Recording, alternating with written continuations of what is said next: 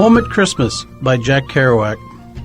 It's a Sunday afternoon in New England just 3 days before Christmas. Ma's making the roast in the kitchen range, also tapioca pudding, so when Sister Nin comes in from outdoors with the shovel she's been wielding in the blizzard, there are cold waves of snowy air mixing with the heat steams of tapioca over the stove, and in my mouth I can taste whipped cream cold from the icebox on the hot pudding tonight. While Ma cooks, she also sits at the round kitchen table reading the Boston American. Pa's in the parlor playing the gospel singers of Sunday cigar smoke funnies time. I'm getting ready to take my big blizzard walk into the Massachusetts shroud that begins just down the end of the dirt road, Phoebe Avenue. I'm rummaging in the closet for my hockey stick, which will be my walking stick and feeling stick, to find where puddles and creeklets have disappeared under 2 feet of snow this day. Where you going? Take my walk. Be careful, don't fall on the ice. You going to your Pine Brook? Oh, you're crazy, you. I start out, down the porch steps, overshoes, wool cap, coat, corduroy pants, mittens. There are Christmas wreaths in all the windows of Sweet Phoebe. No sign of GJ or Billy with the kids sliding on the park slope. No sign of them on their porch except GJ's sister in her coat all wrapped communing with the plickling fall of vast snows in a silence of her own, girl-like, watching it pile on the porch rail, the little rills, sadnesses, mysteries. She waves. I plod down off our cis-shoveled walk into Mrs. Quinn's unshoveled walk, where the going is deep, profound, happy. No shoveled walks all the way to Billy's, where Big Brother 6-foot Jack has worked in muffler with pink cheeks and white teeth, laughing. Blackbirds in the black cherry tree, and in the new snow breadcrumbs, bird tweak tracks, a little dot of kitty yellow, a star blob of plop snow ball against old MacArthur's wreathy front door. Oh, the clean porches of New England and the holy dry snow that's drifting across new painted planks to pile in corners over rubber doormats, sleds, overshoes. The steam in the windows, the frost, the faces looking out, and over the sandbank now and down on semi-snow-plowed Phoebe comes the great whoosh of hard storm wind from the river, cracking leafless shrubs in stick unison, throwing swirls of cold-sifted power, pure, the freezing freshness everywhere, the sand frozen solid underneath.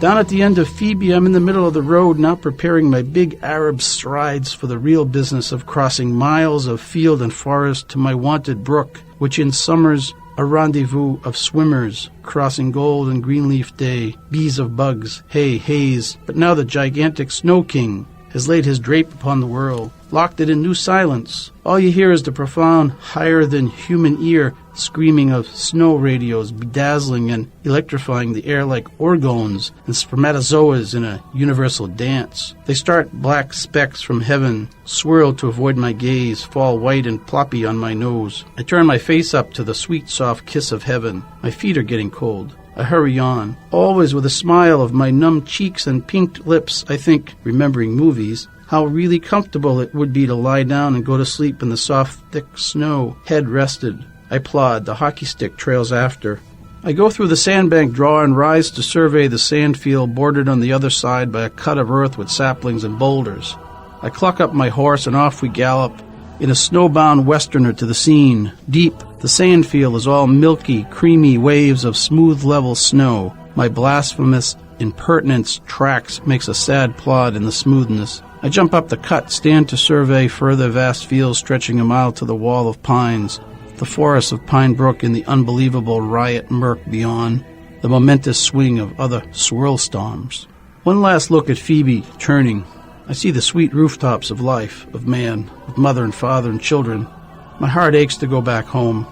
I see the dear smoke whip of chimneys, the innocent fall of snow from roofs, the bedangled icicles, the little piteous fences outlined in all that numb, null white, the tracks of people, the gleeful steplets of humans twinkling and twittering across the snow, and already, again, over the sandbank ridge, a great pall of wind and snow sweeping to fill holes with soft new outline.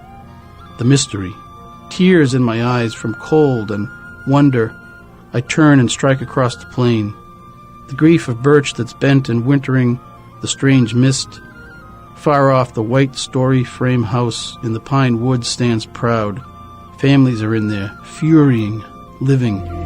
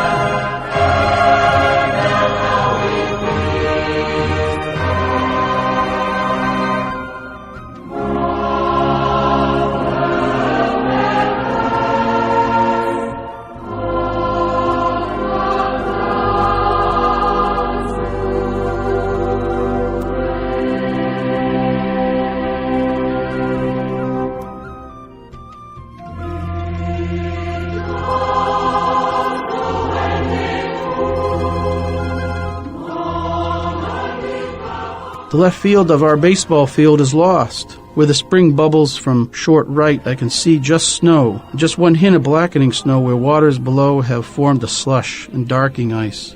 Behind me now I can see my footsteps in silence and sadness of white distance filling, forming, growing vaguer, returning to the macrocosmos of even snow from the microcosmos of my striving. And far back of that, and now by distance seeable where before, by nearness not, the vague, unbelievable, hardly discernible caped gray smokestacks of the mills across the river, and the dim smoke urging to rise from their warm Dickensian interiors of grime, labor, personal involvements among dye vats to the universe of the blizzard oversweeping all.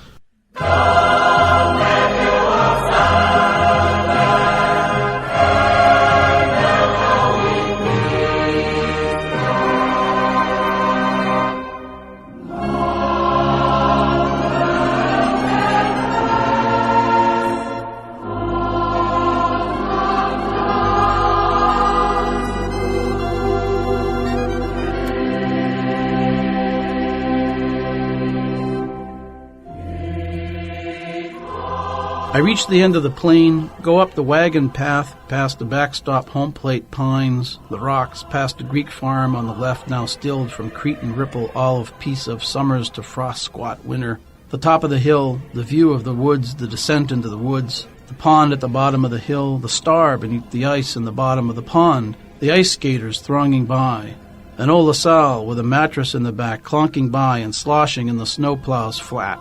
I circle the pond, the houses. The French-Canadian paysans are stomping with their feet on still-screened porches, Christmas trees on their backs. Merry Christmas zings in the air. It darkens. Dusk's about to come. I've got to hurry. The first heartbreaking Christmas light comes on red and blue in a little farm window across the locked pond. My nose snuffles. My hands, the back of them, are like thronged red leather. Off the road and into the country path, the fear of shrouded woods ahead. No more houses now, just bushes and pines and boulders and occasional clearings, occasional woodpiles beautifully wreathed with a snow crown, the jump over the little property wire fence, the old tree base where black rocks of Indian summer kid fires show stark dark through ice snowtops, remnant pieces of charred wood, the pine fronds gray as dead birds. Somewhere above, the coal-black crow is yawking. Crack! Crack! I see the flop of raven twit limbs battering onward through treetop twigs of aerial white to a hole in the heart of the forest, to the central pine and pain of my aching desire. The real Christmas is hiding somewhere from me, and it is still, it is holy, it is dark, it is insane.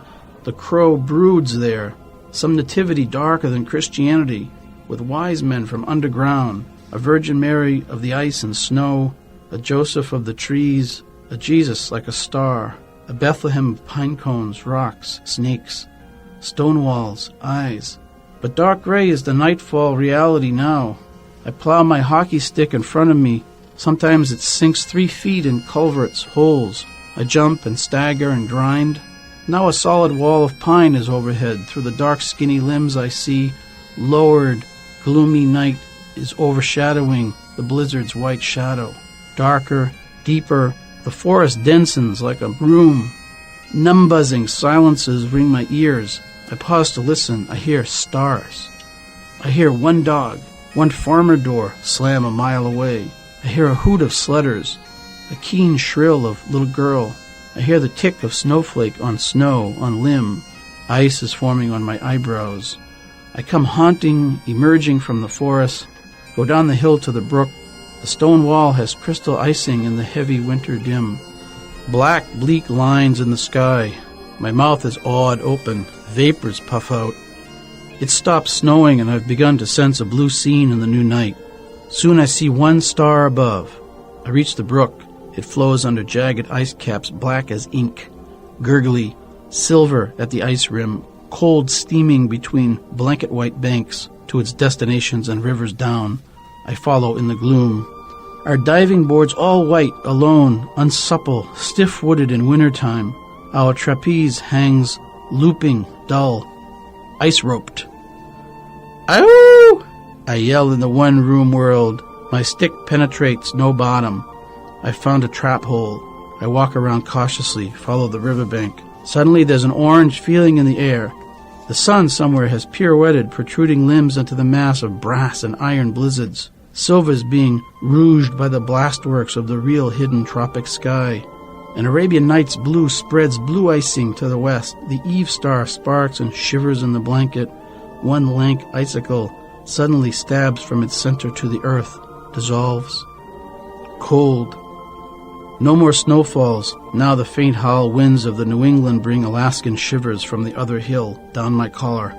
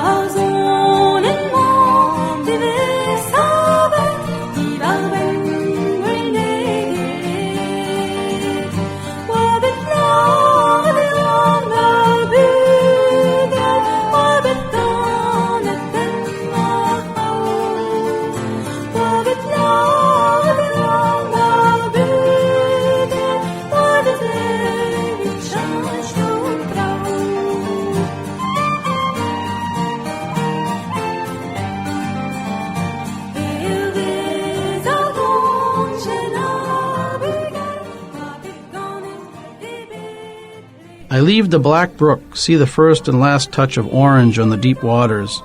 I know it's beautiful now and everything is good. I hurry back to my city. The path follows the brook, turns off in tangled, tragic brushwood, goes deep across a cornfield. I hurry in a semicircling road back across my pond-jumping path to the top of Moody Street, where again the snowplow's work is piled in double rumps each side. My liberated feet moving in snowshoe flopping, jingling gladness. There stands the white colonial house. On the iron lawn, the Christmas glittering spruce. The noble snowy porch. Fresh beginnings of a cocktail party inside. I've reached the top of the hill overlooking all Lowell. And there she is in the keen blue winter night, bestarred above. The round, brown, sad face of the City Hall clock and her granite tower a mile and a half away. The speechless throat of throbbing red neons against distant red brick of bowling alleys, business, squares, Chinese restaurants, the giant river scything white and black around. From wilderness of hoar to wilderness of hoar and sea, the thunder and the rumble everywhere in a round and round horizon phantom night. the distant snake of 100-car freight, Boston and Maine, the clean snow smoke in the new snow plain, the red glow of the locomotive's boilers, the distant, two long, one short, one long howl at the country road crossing, the lone wee caboose at the rear drawn to other worlds, to deeper night, the blue mill eternity windows, sighing froth of falls, reflections of the city actual sad and river's ice, and the one long thoroughfare, Moody Street, from my feet ribboning clear down Pawtucketville suburb and over the river and down the dense, fantastic, human Little Canada to the downtown thrill. Clear, cold, immortal.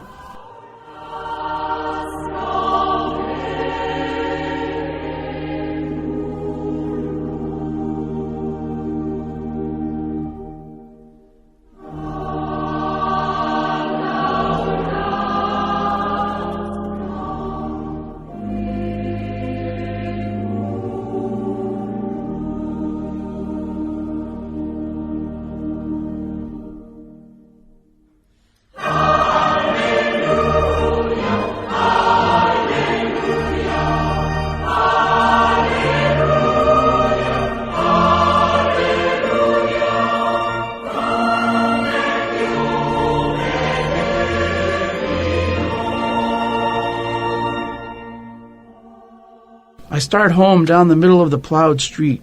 Joyous cries on all sides of sliding kids. The run, the thap of feet, the slap of the sled down, the crumpy ride of the runners over the nostalgic snow, rock scrapes, sparks like stars. The scarved, bundled glee children of New England screeching, the black and white fantasy of their turmoil. Sister Marie is yelling irritably at her brother Ray down the level icewood of the tenement. Yes, I'm going. I told you 100 times. The wash hangs stiff and frozen. Long underwear stands by itself, hanged. Brown porch lights are on, where the mother is packing the frozen wash in fragrant piles. Little tiny nameless infant bundled to the ears sits brooding in the snow like Shakespeare's bird. The wreathed windows golden with Christmas behind him. He's looking and wondering, where was I born? And what is my name? Roland Lambert? Roland Lambert? Who is that, Roland Lambert? Who are you, Roland? Hello, mister that passes. I wave my hand, my footsteps squeak and squidge in the tight-packed snow. I come down deeper into the joy of people. Past Mount Vernon, the white houses, the spruce, the lost parochial white yard of night, the concrete wall, the first grocery store, screams, snow slush, traffic ahead of me. Oil stove heat rushes down dim hallways, out the raw door.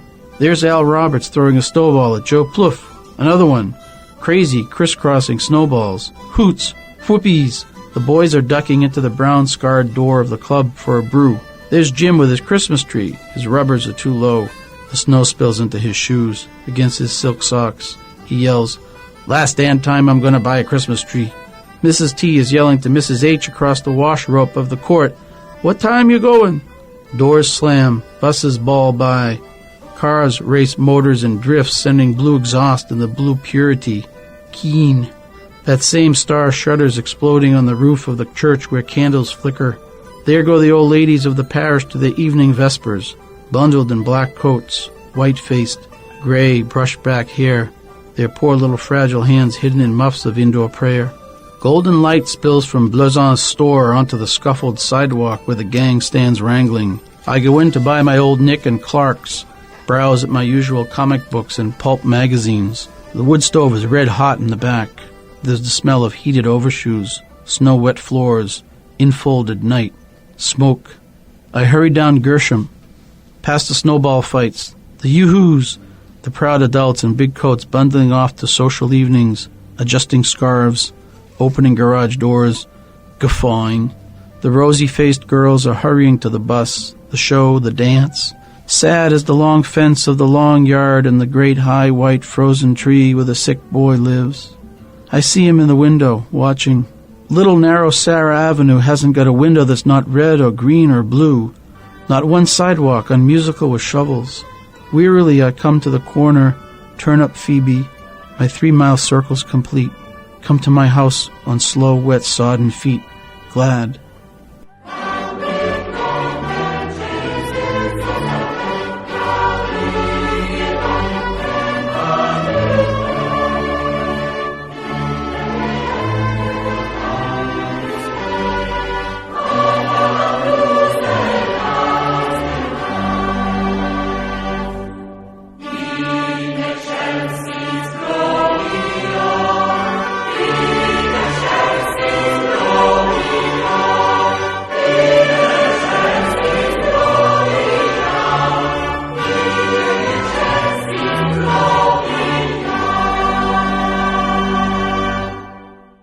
Everything is saved.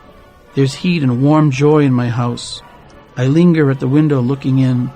My heart breaks to see they're moving so slowly, with such dear innocence within. They don't realize time and death will catch them. Not now. Ma moves to lift the pot with such a bemused and serious, hardly knowing goodness and sadness. My father's huge, still presence, his thighs in the chair, the absent-minded, dark and thought face, so wordless, unexplainable, sad. My sister bending over her adolescent fingernails, so preoccupied, ravenously attentive in the dream. When I open the door, they look up blandly, with blue eyes. I stand facing them, all red-faced and frozen. Well, it's about time. You missed your supper. The roast is in the oven. It's not as hot anymore. Your mashed potatoes are almost cold. Sit down, crazy. I sit at the sparkling table in the bright, warm light, ready. She brings me a big helping, glass of milk, bread, butter, tapioca pudding with whipped cream. When you're finished eating, we're going to go get the Christmas tree and put it up, huh? Yes. Eat, honey. After your big walk, you must be hungry.